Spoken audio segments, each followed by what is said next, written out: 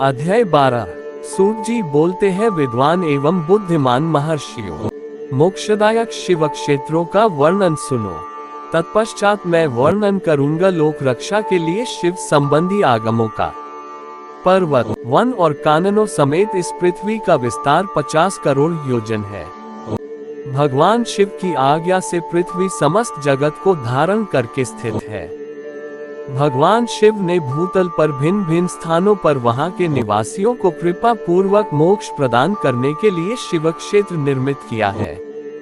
कुछ ऐसे क्षेत्र हैं जिन्हें देवताओं तथा ऋषियों ने अपना वासस्थान बनाकर अनुग्रहित किया है, इसलिए उनमें तीर्थत्व प्रकट हो गया है। एवं अन्य बहुत से तीर्थ क्षेत्र ऐसे हैं जो लोगों की रक्षा के लिए स्वयं प्रादुर्भूत हुए हैं।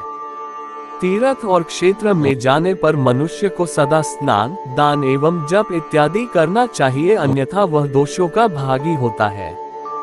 ये दोष है रोग, दरिद्रता तथा मुक्ता आदि। जो मनुष्य इस भारतवर्ष के भीतर मृत्यु को प्राप्ति कर लेता है, वह अपने पुण्य के फल से ब्रह्मलोक में वास करके पुण्य क्षय के पश्चात पुनः जन्म मनुष्य योनि में ही लेता है।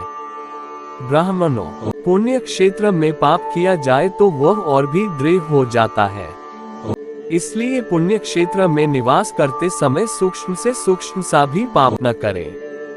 सिंधु एवं शतद्रु सतलज नदी के तट पर बहुत से पुण्य क्षेत्र है। सरस्वती नदी परम पवित्र और 60 मुख वाली धारा वाली कही गई है।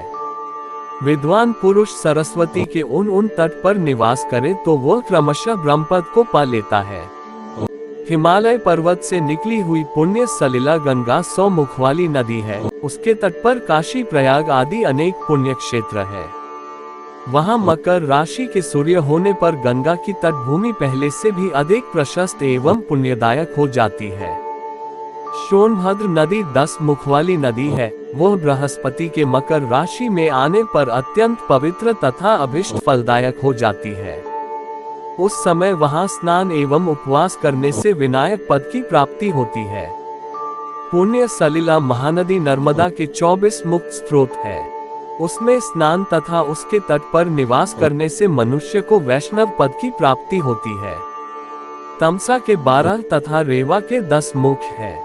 परम पुण्यमयी गोदावरी के 21 मुख बताए गए हैं। वह ब्रह्महत्या तथा गोवध के भूलवश अथवा अनजाने में हुए पाप का भी नाश करने वाली एवं रुद्रलोक देने वाली है। कृष्णवेणी नदी का जल बहुत ही पवित्र है। वह नदी सभी पापों का नाश करने वाली है। उसके 18 मुख बताए गए हैं तथा वह विष्णु लोक प्रदान करने वाली है।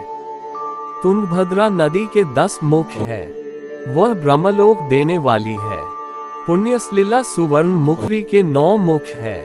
ब्रह्मलोक से लौटे हुए जीव उसी के तट पर जन्म लेते हैं। सरस्वती नदी, पंपा सरोवर, कन्याकुमारी, अंतरदीप एवं शुभकारक श्वेत नदी ये सभी पुण्य क्षेत्र है। इनके तट पर निवास करके इंद्रलोक की प्राप्ति होती है। सह्य पर्वत से निकली हुई महानदी कावेरी परम पुण्यमयी है। इसके 27 मुख बताए गए हैं। उसके तट स्वर्गलोक की प्राप्ति कराने वाले तथा ब्रह्मा और विष्णु का पद देने वाले हैं। कावेरी के जो तट शैव क्षेत्र के अंतर्गत है, वे अभीष्ट फलदायक होने के साथ साथ शिवलोक प्रदान करने वाले हैं।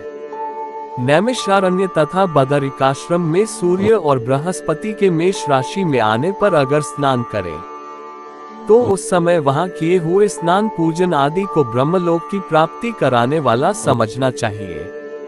सिंह एवं कर्क राशि में सूर्य की संक्रांति होने पर सिंधु नदी में किया हुआ स्नान तथा केदार तीर्थ के जल का पान एवं स्नान ज्ञानदायक जाना गया है।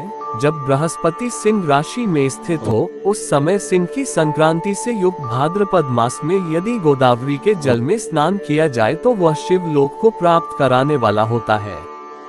ऐसा पूर्व काल में स्वयं भगवान शिव ने कहा था। जब सूर्य एवं बृहस्पति मकर राशि में स्थित हो, उस समय माघ मास में गंगा जी के जल में स्नान करना चाहिए। ब्रह्मा जी का कथन है कि इस स्नान से शिवलोक की प्राप्ति होती है। शिवलोक के पश्चात ब्रह्मा और विष्णु के स्थानों में सुख भोगने पर अंत में मनुष्य को ज्ञान की प्राप्ति होती है। माघ मास में तथा सूर्य के कुंभ राशि में स्थित होने पर फाल्गुन मास में गंगा जी के तट पर किया हुआ श्राद्ध, पिंडदान अथवा तिलोकदान पिता और नाना दोनों कुलों के पितरों की अनेकों पीढ़ियों का उद्धार करने वाला माना गया है। सूर्य और बृहस्पति जब मीन राशि में स्थित हो तब कृष्णवेणी नदी में स्नान की ऋषियों ने प्रशंसा की है। उन महीनों में पूर्वोक्त तीर्थों में किया हुआ स्नान इंद्र पद की प्राप्ति कराने वाला होता है। विद्वान पुरुष गंगा एवं कावेरी नदी का आश्रय लेकर तीर्थवास करे। ऐसा करने से तत्काल किए हुए पाप का निश्चय ही नाश होता है। रुद्रलोक प्रदान करने वाले बहुत से क्षेत्र है। ताम्रपर्णी एवं वेगवती ये दोनों नदियां ब्रह्मलोक की प्राप्ति के स्वरूप फलदायक है। इनके तटों पर कितने ही स्वर्गदायक क्षेत्र है। इन दोनों के मध्य में बहुत से पुण्य क्षेत्र है। वहां निवास करने वाला विद्वान पुरुष तैसे फल का भागी होता है। सदाचार, उत्तम वृत्ति एवं सद्भावना के भरपूर मन में दया भाव रखते हुए विद्वान पुरुष को तीर्थ में निवास लेना चाहिए, अन्यथा उसका फल नहीं मिल पाता। पुण्य क्षेत्र में किया हुआ थोड़ा सा भी पुण्य अनेक प्रकार से वृद्धि को प्राप्त होता है तथा वहां किया हुआ छोटा सा पाप भी महान हो जाता है। यदि पुण्य क्षेत्र में रहकर ही जीवन बिताने का निश्चय हो तो उस पुण्य संकल्प से उसका पहले का सारा पाप तत्काल नष्ट हो जाएगा, क्योंकि पुण्य को ऐश्वर्यदायक भी कहा गया है। ब्राह्मणों, तीर्थवास जनित पुण्य कायिक, वाचिक तथा मानसिक सभी पापों का नाश कर देता है। तीर्थ में किया हुआ मानसिक पाप वज्लेप हो जाता है, वह कई कल्पों तक पीछा नहीं छोड़ता। वैसा पाप केवल ध्यान से ही नष्ट हो सकता है, अन्यथा नहीं। वाचिक पाप जप से तथा कायिक पाप शरीर को सुखाने जैसे कठोर तप से नष्ट हो सकता है, अन्यथा बढ़ता रहता है।